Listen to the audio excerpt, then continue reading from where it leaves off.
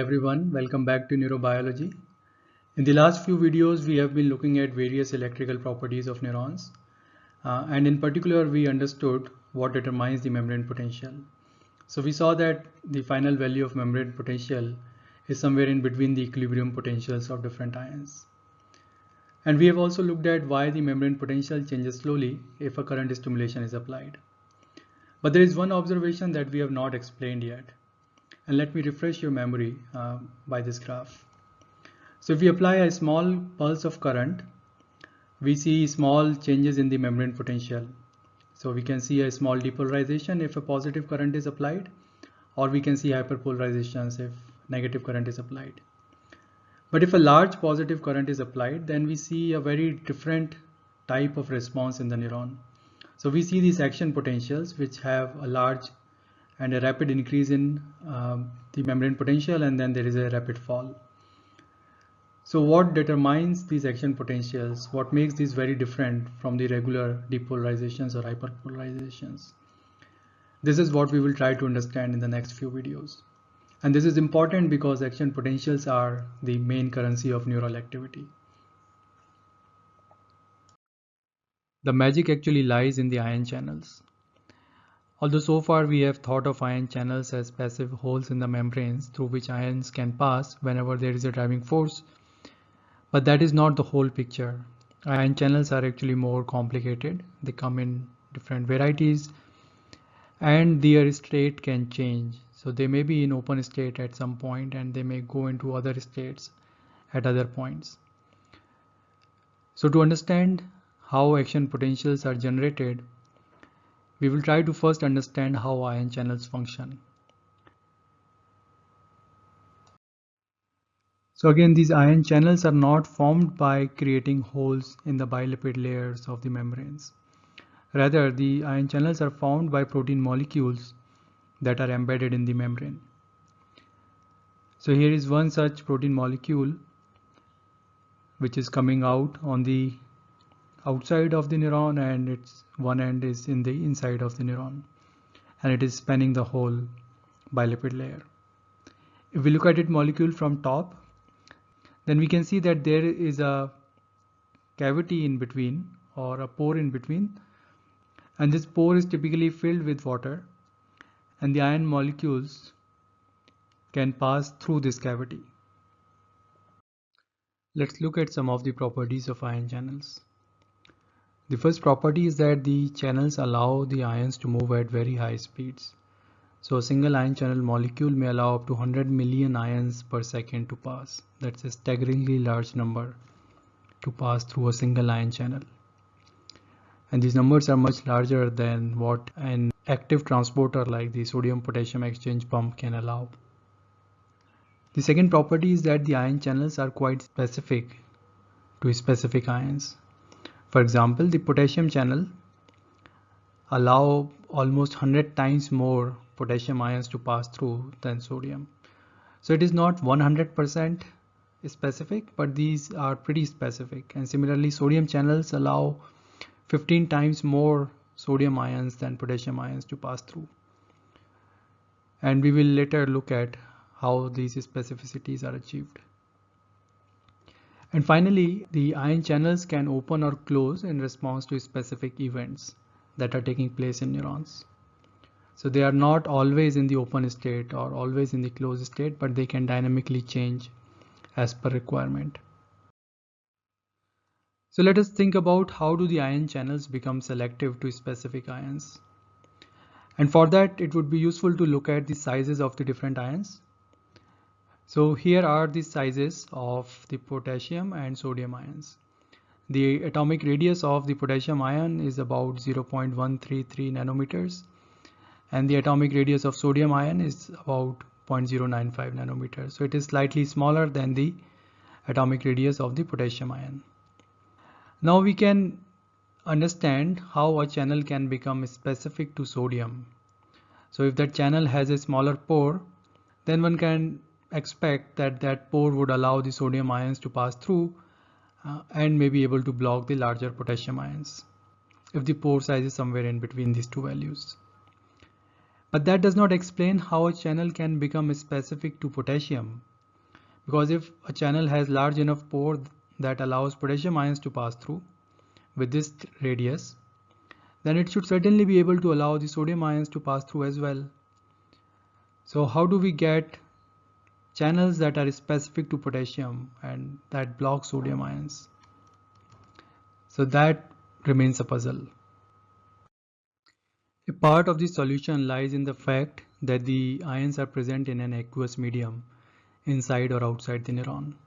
So this aqueous medium contains a lot of water molecules, and if we look at a water molecule more carefully, so the water molecule has an oxygen atom shown in red here and 2 hydrogen atoms shown in white here. And because the oxygen atom is more electronegative than the hydrogen atoms, it tends to attract the negative charge towards it. So there is a partial negative charge on the oxygen and partial positive charges on the hydrogen atoms. And the sodium ion or the potassium ion, because these are positively charged, they tend to attract these partially negative oxygen atoms towards them. So as a result, this sodium ion is not present in isolation.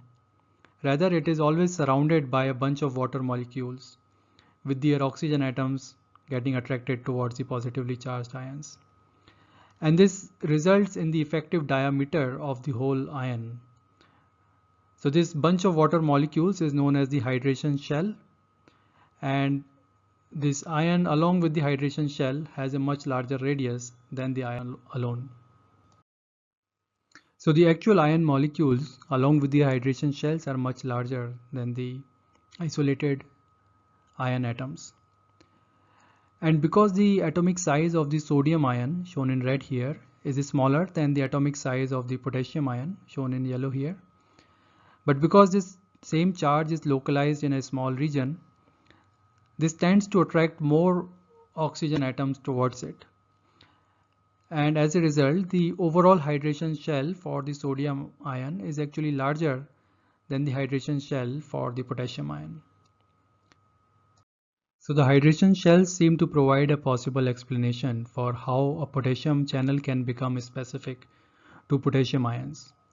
So if the pore size is such that the hydration shell of potassium can pass through it, but it is not large enough that the larger hydration shell of sodium ion can pass through that, then this channel will be specific to potassium ions and will block sodium ions. But this raises the opposite problem, that how does a sodium channel become specific to sodium ions? Because now the sodium channel needs to have a larger pore to allow the larger hydration shells of sodium to pass through. And that pore should also allow the hydration shells of potassium to pass through. So how does this channel stop the potassium ions from passing? That becomes a puzzle. We are running into this dilemma because we are making a mistake.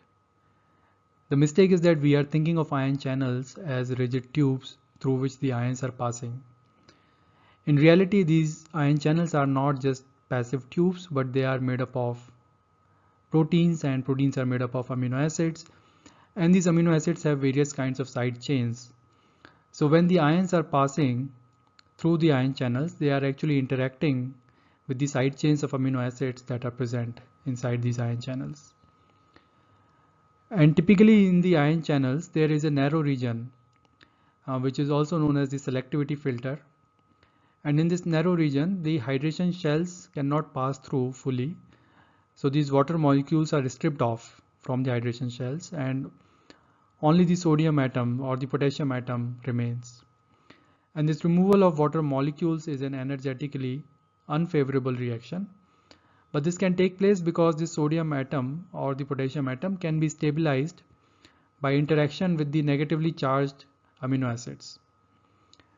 So this interaction with the amino acids is what facilitates the removal of this hydration shell, and after this the ion can pass through and it can regain its hydration shell. The key thing to note here is that the interaction will depend on the exact positioning of these various amino acids. So in a sodium channel, the positioning of the amino acids is such that the sodium atom can be fully stabilized. So it is optimized for the size of the sodium atom. And in a potassium channel, the arrangement of the amino acids is optimized for the size of the potassium atom. So even though a sodium atom may be able to fit in the potassium channel, or a potassium atom may be fit into the sodium channel, they may not be stabilized as well as they are stabilized within their respective channels.